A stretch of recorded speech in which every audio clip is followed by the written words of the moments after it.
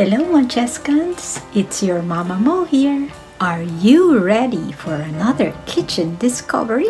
What do you get when you put oats, honey, and maple syrup all together in the bread?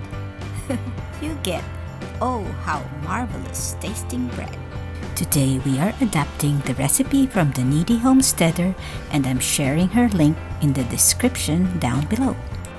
Let's begin by combining the oatmeal with boiling water and give it a stir. In a small bowl, add maple syrup to sugar to make some maple sugar. Then you can put this into your big bowl. Next, you add your maple flavoring, honey, and softened butter.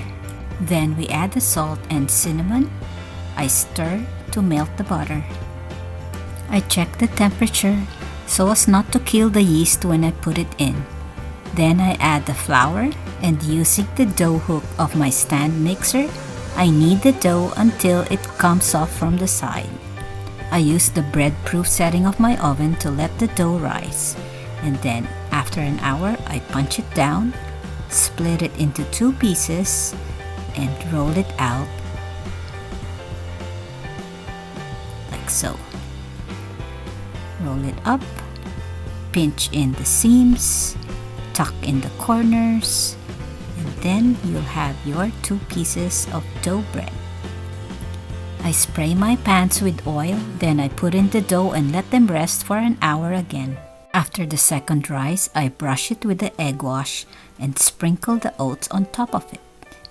Then it's ready to bake at 350 degrees for about 30 to 40 minutes.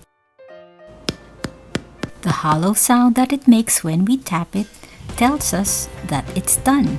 Don't be tempted. Let it cool before you slice and see how soft it is. Thanks for watching.